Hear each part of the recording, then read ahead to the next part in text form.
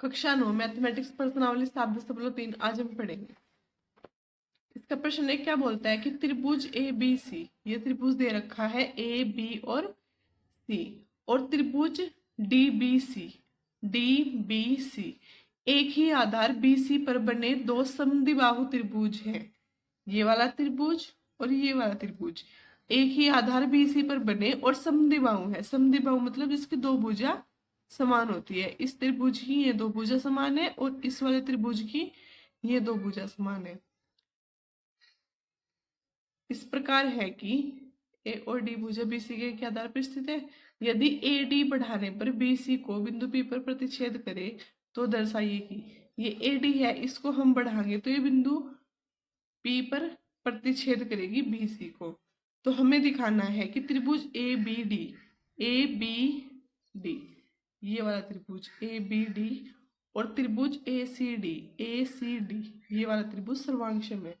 हमें ये त्रिभुज और ये त्रिभुज सर्वांगसम दिखाने हैं पहली कंडीशन में, ठीक है।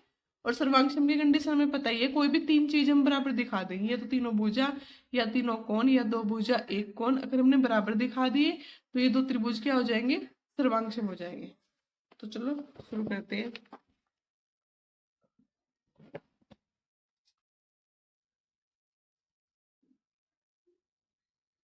प्रश्न एक, पहले इसका चित्र बना लेते हैं।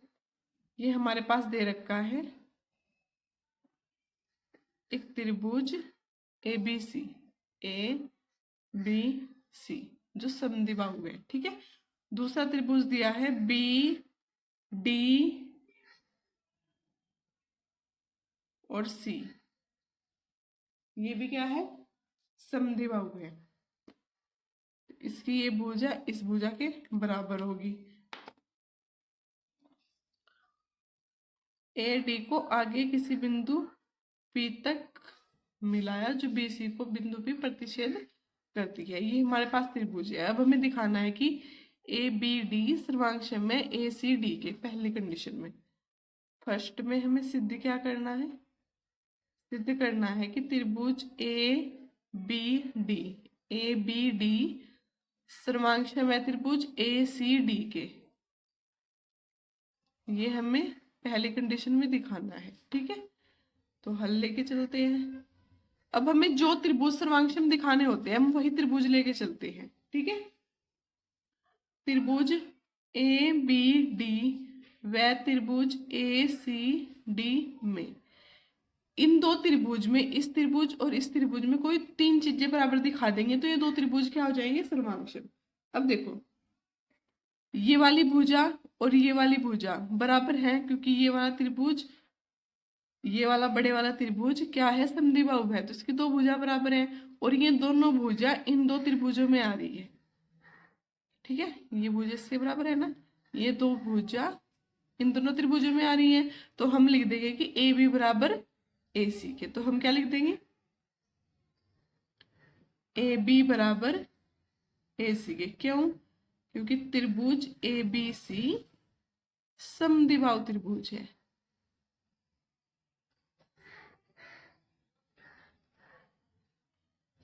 कारण लिखना पड़ता है ना, तो साइड में हमने कारण लिख दिया, ठीक है। अब दूसरी कंडीशन देखो क्या होगी, इस वाले त्रिभुज में और इस वाले त्रिभुज में ये भुजा भी आ रही है, बी डी बराबर है सी डी के। ये क्यों है, क्योंकि ये वाला त्रिभुज भी क्या है, समद्विबाहु, क्योंकि त्रिभुज बी डी सी समद्विबाहु त्रिभुज है।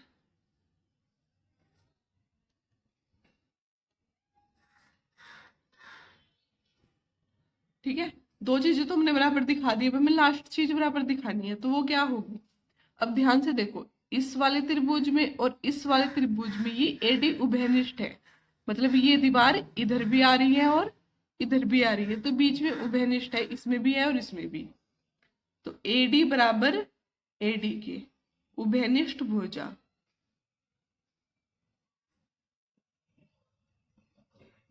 ठीक है, तीन चीज बराबर होगी, भुजा भुजा भुजा से, भुजा भुजा भुजा से दोनों त्रिभुज क्या हो जाएंगे, सर्वांगसम। त्रिभुज ए बी डी सर्वांक्षम है त्रिभुज ए सी डी के, और ये हमें प्रूफ करना था। ठीक है,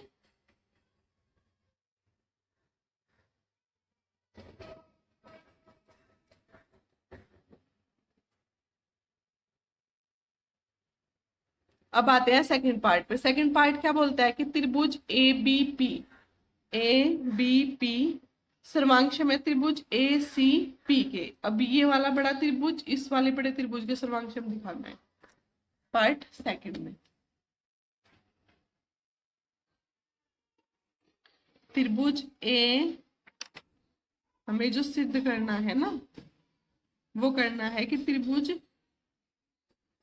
ए बी पी, त्रिभुज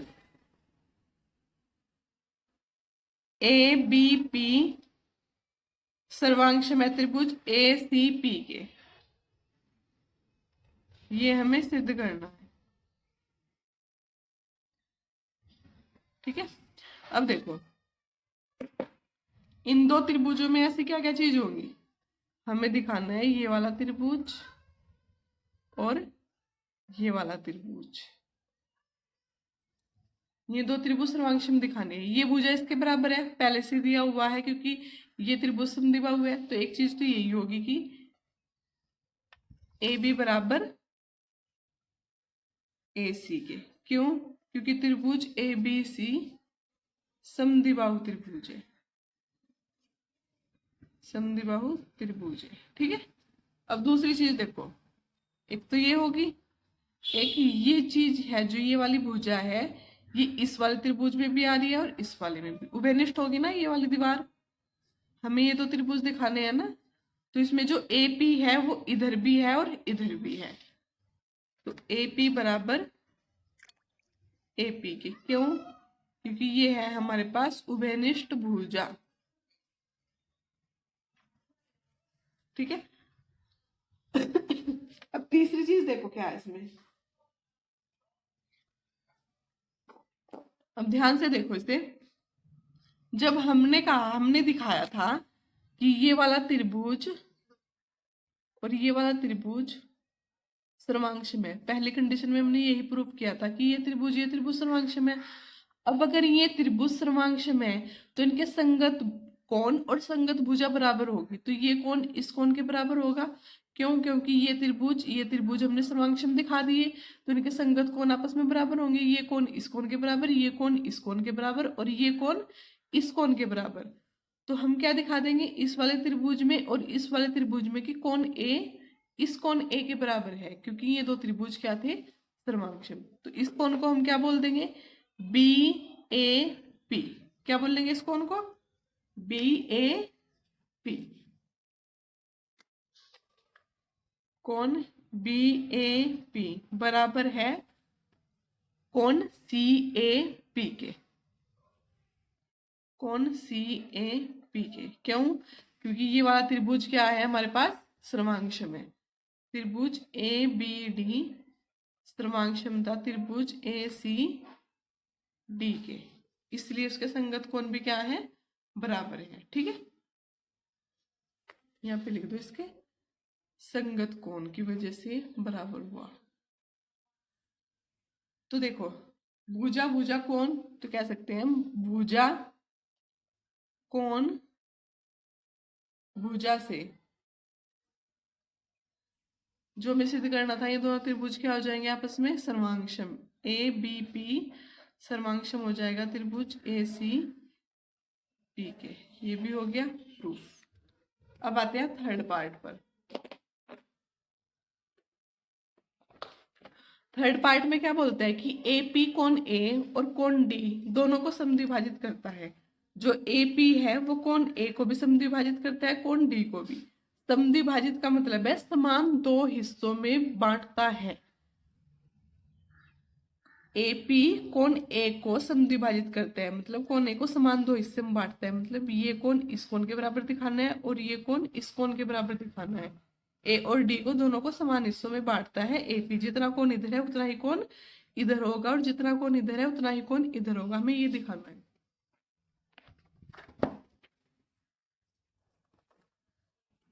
तो देखो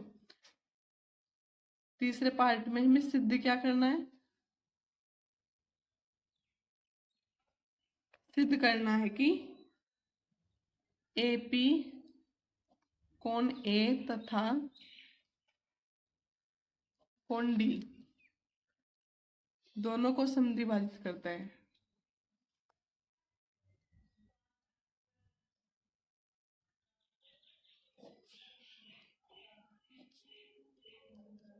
ठीक है, अब देखो ये डायग्राम में दोबारा से यहाँ पे बना रही हूँ।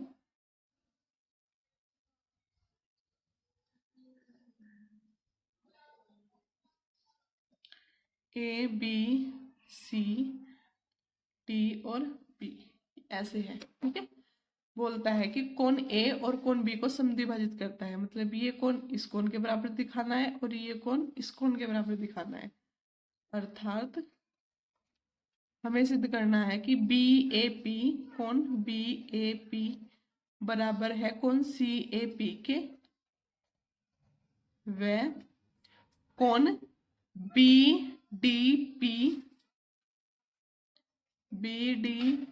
बराबर है कोण CDP के।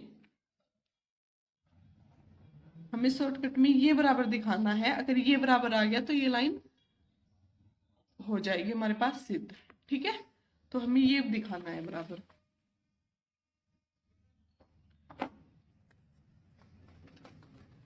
अब देखो अभी हमने सिद्ध किया था पहले ही भाग में कि त्रिभुज ABD सर्वांश में त्रिभुज ACD के, चूंकि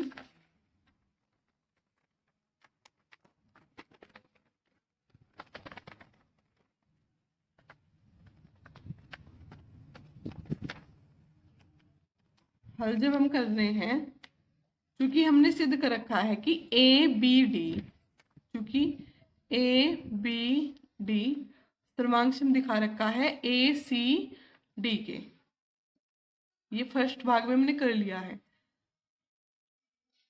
अतः जब ये सर्वांश में है तो इसके संगत कोण भी बराबर होंगे। अब इस त्रिभुज के संगत कोण ये आ रहे हैं, तो ये कोण इस कोण के बराबर होगा, अर्थात कोण BAP बराबर होगा कोण CAP के।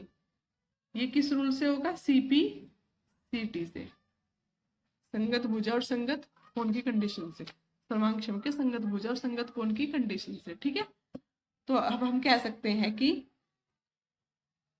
अर्थात हम बोल सकते हैं कि AP कोण A को समद्विभाजित करता है।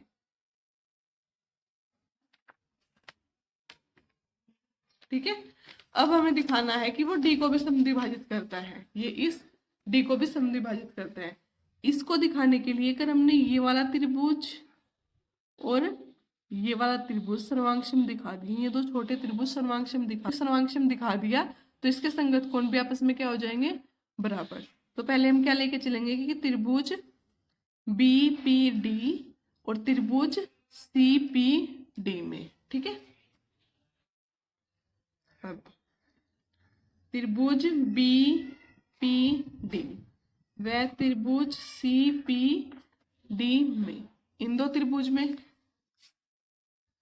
हमें पता है कि ये समद्विबाहु त्रिभुज है, तो ये भुजा इसके बराबर होगी, BD बराबर CD के।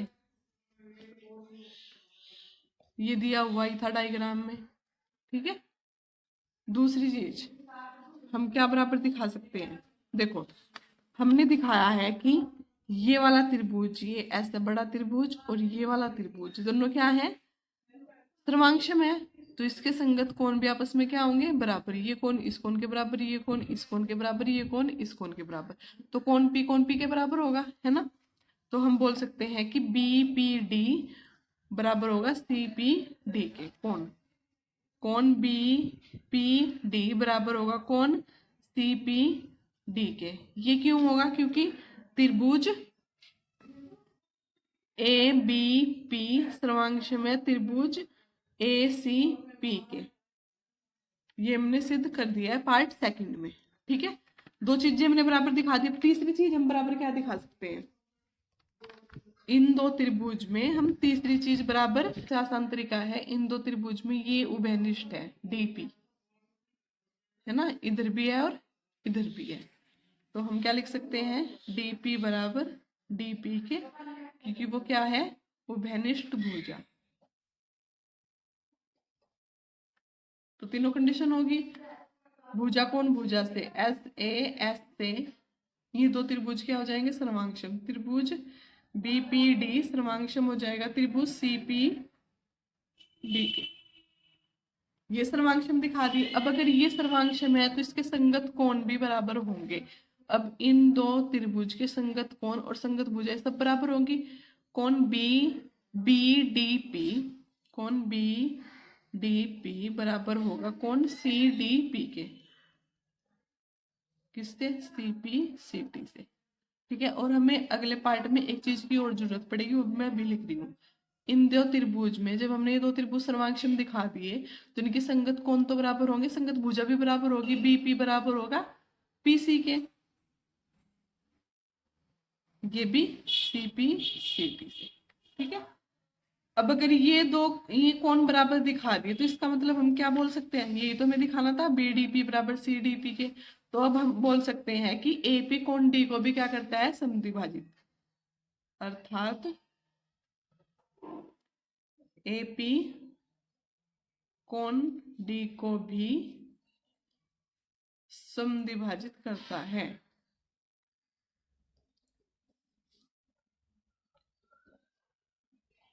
ठीक है। अब आते हैं पार्ट फोर्थ पर। पार्ट फोर्थ बोलता है कि एपी कोण बीसी का लंब समद्विभाजित है। लंब मतलब 90 का है, समद्विभाजित में समान दो हिस्सों में बांटता है। जो एपी है, ये वाला जो एपी है वो बीसी का लंब समद्विभाजित है। लंब समद्विभाजित मतलब यहाँ 90 का कोण भी बना रहा है और ये हिस्सा इस हिस्से के बराबर भी है। पार्ट फोर्थ, इसने बोलना है कि एपी बीसी का लंब समद्विभाजित है, कि लंब भी है, लंब है तो ये और ये 90 होना चाहिए। ठीक है। समद्विभाजित है तो समान दो हिस्सों में बंटना चाहिए। मतलब हमें जो सिद्ध करना है वो दिखाना है, सिद्ध करना है कि कोण ए पी बी बराबर कोण ए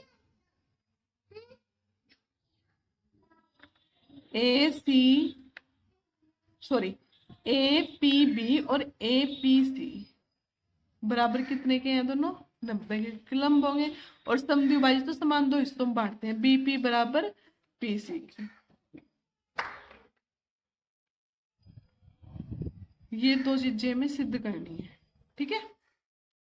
फोर्थ पार्ट में अब इस चित्र में देखो 90 का दिखाना है हमें, तो हम कैसे दिखाएंगे। देखो मैंने बताया था कि बीपी बराबर पीसी की जरूरत पड़ेगी, तो ये तो हम दिखा देंगे, हल में लिखेंगे हम। चूंकि हमने अभी सिद्ध किया है कि त्रिभुज बीपीडी सर्वांगसम है त्रिभुज सीपीडी के। त्रिभुज बीपीडी सर्वांगसम है त्रिभुज सीपीडी के। अगर सर्वांगसम है तो अतः इसकी संगत भुजा बराबर होगी, तो हम लिख सकते हैं बीपी बराबर पीसी के। क्यों, सीपी सीटी से। एक तो कंडीशन प्रूफ होगी। अब हमें 90 का दिखाना है। 90 का दिखाने के लिए हम क्या करेंगे, हमें ये 90 का दिखाना है तो हमें पता है कि हमने ये सिद्ध किया है कि ये वाला त्रिभुज और ये वाला त्रिभुज क्या है, सर्वांगसम है। मतलब ये बड़ा त्रिभुज और ये बड़ा त्रिभुज सर्वांगसम है। सर्वांगसम है तो कोण भी आपस में बराबर होंगे, तो ये वाला कोण और ये वाला कोण आपस में बराबर होगा। चूंकि त्रिभुज ए पी बी सर्वांगसम है त्रिभुज ए सी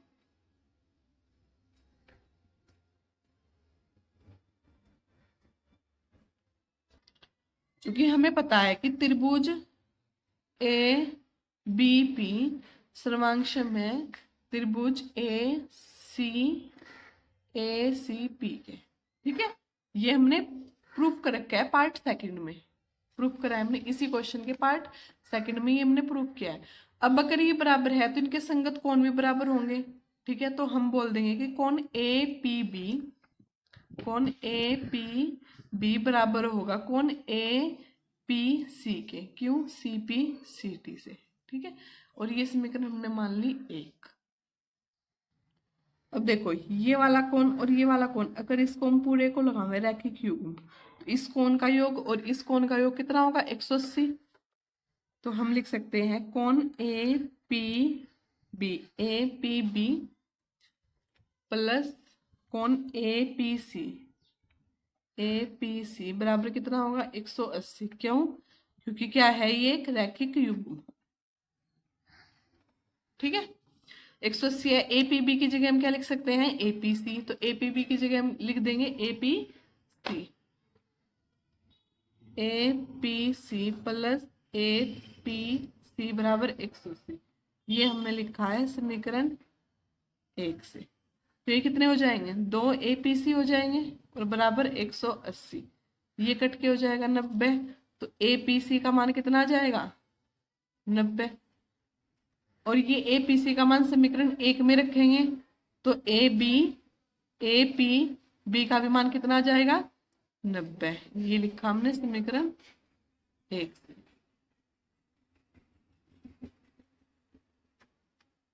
और ये हमने प्रूव कर दिया कि ये दो कोण 90 और ये भुजा इस भुजा के बराबर। ठीक है, प्रश्न 1 हो गया खत्म। अब आते हैं प्रश्न 2 पर। एडी एक समद्विबाहु त्रिभुज एबीसी का एक शीर्षलंब है जिसमें ए बी बराबर ए सी है। दर्शाइए कि ए डी रेखाखंड बीसी को समद्विभाजित करता है और ए डी कोण ए को समद्विभाजित करता है। इस क्वेश्चन में एक चित्र नहीं दिया हुआ है, वो खुद से बनाना पड़ेगा एक एक लाइन पढ़ के।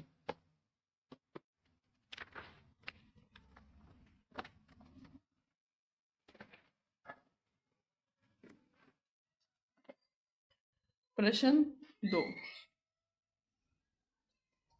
इसमें बोल रहा है कि एक त्रिभुज है एबीसी समद्विबाहु, एक समद्विबाहु त्रिभुज है ए बी सी। समद्विबाहु है तो ये भुजा इस भुजा के बराबर होगी।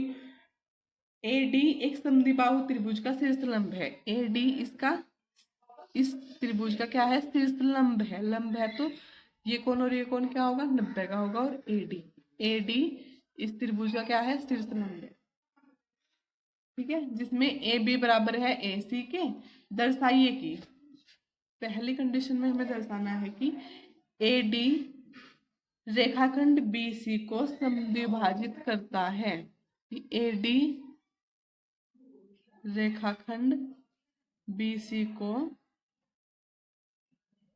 समद्विभाजित करता है। समद्विभाजित करता है मतलब समान दो हिस्सों में बांटते हैं। हमें दिखाना है कि बी डी बराबर डी सी, अर्थात हमें दिखाना है बी डी बराबर डी सी कि ए डी बी सी को समान दो हिस्सों में बांटता है, मतलब बी डी बराबर डी सी के होना चाहिए। ये हमें दिखाना है पहले पार्ट में। तो कैसे हल करेंगे? ये दिखाने के लिए अगर हम दिखा देंगे कि अगर हमने ये वाला बड़े वाला त्रिभुज और ये वाला त्रिभुज सर्वांगसम दिखा दिया, ठीक है, कि ए बी डी और ए सी डी अगर हमने सर्वांगसम दिखा दिया तो हम आसानी से उसकी संगत भुजाएं बराबर करके इसे दिखा सकते हैं। तो त्रिभुज ए बी डी व त्रिभुज ए सी डी में, इन दो त्रिभुज में ये भुजा इस भुजा के बराबर है, ए बी बराबर ए सी के दिया हुआ है प्रश्न में। ठीक है, और ये भुजा उभयनिष्ठ है, इसमें भी है और इसमें भी है। ए डी बराबर ए डी के उभयनिष्ठ भुजा है। और तीसरी चीज, ये कोण इस कोण के बराबर है क्योंकि 90 का है, ये भी दिया हुआ है। कोण ए डी बी, कोण ए डी बी बराबर है कोण ए डी सी के, क्योंकि प्रत्येक क्या है? प्रत्येक 90 के हैं। ठीक है, ये हमारे पास दिया हुआ है कि प्रत्येक 90 के हैं। अब 3 कंडीशन होगी। एस से दोनों त्रिभुज क्या हो जाएंगे? सर्वांगसम। ए बी डी सर्वांगसम है त्रिभुज ए सी डी के। अगर सर्वांगसम है तो संगत भुजाएं भी बराबर होंगी, तो इसका मतलब क्या हो जाएगा? बी डी बराबर डी सी के, अर्थात बी डी बराबर डी सी के। ये हुआ है CPCT से, सर्वांगक्षम कोण की संगत भुजाओं से। ठीक है, अब आते हैं पार्ट सेकंड। पार्ट सेकंड में बोलता है कि AD कोण A को समद्विभाजित करता है। AD कोण A को समद्विभाजित करता है।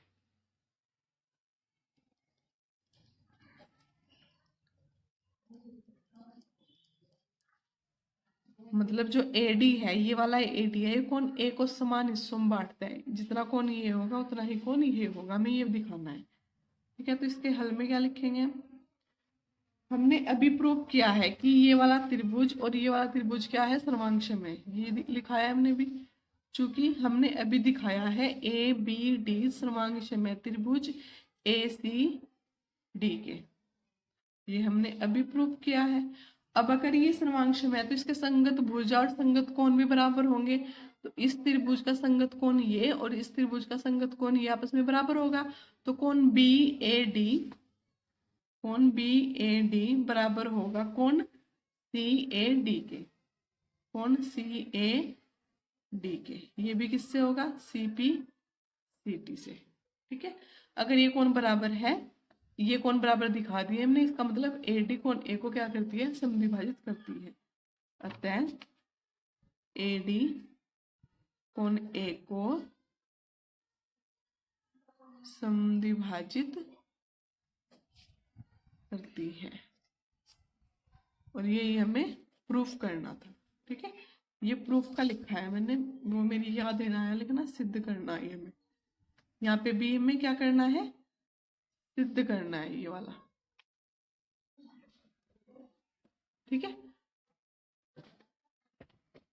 इस पार्ट में 2 ही क्वेश्चन, बाकी के क्वेश्चन नेक्स्ट पार्ट में। वीडियो अच्छी लगे तो लाइक करें, शेयर करें, कमेंट करें और चैनल को सब्सक्राइब करना ना भूलें।